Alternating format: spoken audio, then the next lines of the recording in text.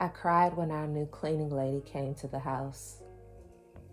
My husband and I have only had our home professionally cleaned once, and that's when we first bought it in the fall of 2019. He always said that despite me wanting to have the service semi-regularly, meaning every other month for me, quote, no one is going to do it as good as you like, he said. He was right. I know how I am. I'm a stickler for cleanliness, and I like for things to be done to the highest standard. We finally broke down and hired someone after we got some renovations done in our basement. Our house had been ran through. There was dust everywhere, and we both wanted our house to be spotless again. I didn't feel like doing the work myself, and we're both tight on time, so we decided to look into hiring someone. I asked around and got 2 references. I really wanted to hire a Black-owned company, but the rate was too high for us. Then my next reference had a rate that was half the price, so we couldn't pass it up. We were told Martha, I'm using a fake name here, the cleaning woman, did an amazing job on my soror's house. So we booked her to come the day after our contractors finished the work.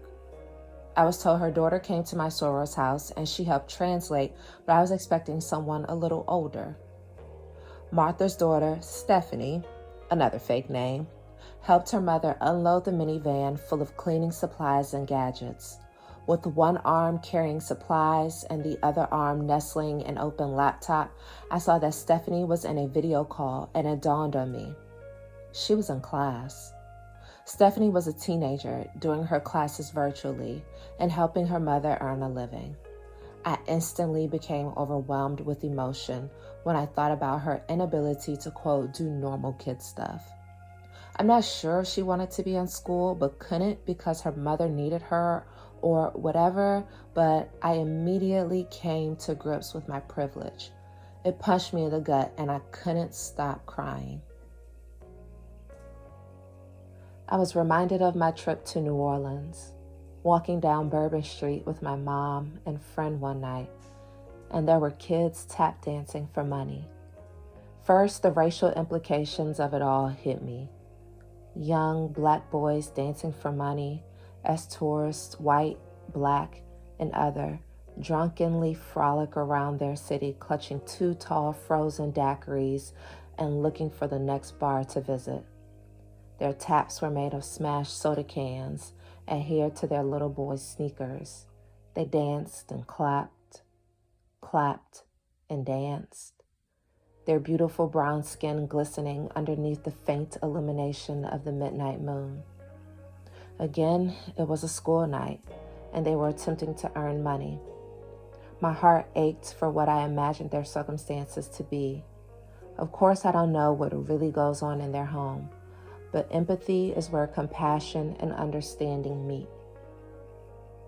My memories took me to yet another vacation, when my husband and I went on a cruise. Most of the people working on the ship were people of color from small countries like the Philippines and other Caribbean countries, attempting to earn a livable wage in the travel industry while hoping to send money back home to provide for their family.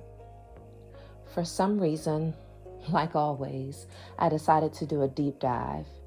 When researching, I learned the performers tend to be treated better than the cleaning and food staff.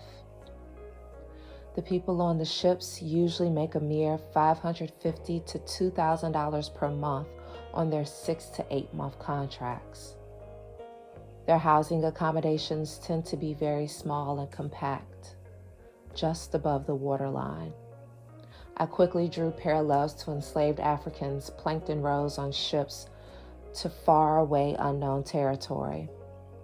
I thought of this every time a passenger on the cruise ship slipped their cruise ID badge from around their neck to order yet another drink, to then leave the empty glass anywhere they desired for the hired help to clean up.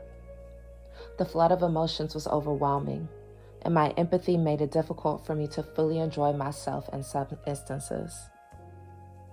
So as Martha and Stephanie came into our home to clean, I had to grapple with my own privilege and social injustices that may have led them to this point.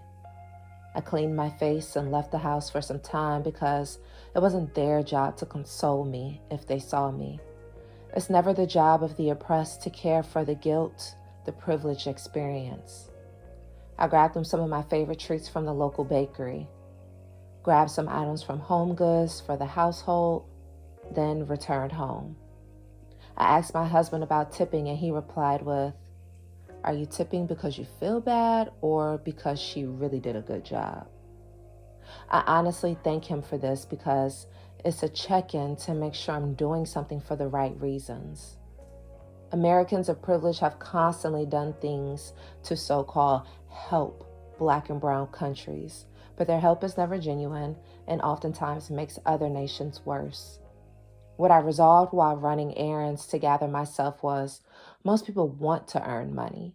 They want to feel as though they have something to add to society and others. So it's not my job to give money out of pity, but to encourage others to do things that make them feel fulfilled.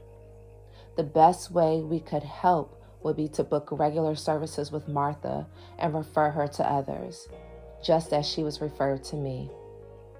I've seen so many homeless people with "will work for food" signs. So many retired people find themselves lost and confused about life after they stop working. So my job isn't to help from a place of guilt, but to encourage through continued genuine support. Martha returns to our home next month for our new monthly service. I may still feel that empathy, which my husband texted me while gathering myself and said, "Never lose that." But I will be better prepared to deal with the emotions. To have someone come into our home regularly to clean is a privilege I do not take for granted. To me, luxury means time freedom. With Martha's help, I'm able to spend more time doing things I enjoy, like napping, watching YouTube, going on walks, going to eat with friends, and more. Our society was built to favor those who work. There's this idea that the more you work, the more you'll earn. But honestly, the more I work, the more tired I become. As a young Black woman, I'm constantly thinking about where I fit on the social totem pole of our society, with white men at the top, followed by white women, then everyone else, Black men, and lastly, Black women. I no longer want to be the mule of society, working for everyone else and leaving the small fragments of what's left for myself. I want my luxury now, in the form of time freedom. I suppose I had become enslaved to my own mindset, lashing myself when I rested, starving myself of my wants to focus on my needs. So with every nap, restful moment, or simple act of just being, I fight for social justice via relishing in time freedom. I encourage you to find and create systems for your life and household that don't require your time. Look into meal prep companies. Try out different ones so you're not in the kitchen every week. If cleaning is your least favorite chore, hire someone to do it. If you don't like doing laundry, find someone to do that too. If you can't hire someone, watch a Clean With Me YouTube for some inspiration and throw on a classic R&B playlist. Find a way to take back your time because after all, our time here on earth is a small grain of rice in comparison to the beginning and end of time. While your empathy may be activated for those helping you, you're able to be a blessing to them as well. Get out of your own way and enjoy life while you pass out some of the most annoying parts of adulting.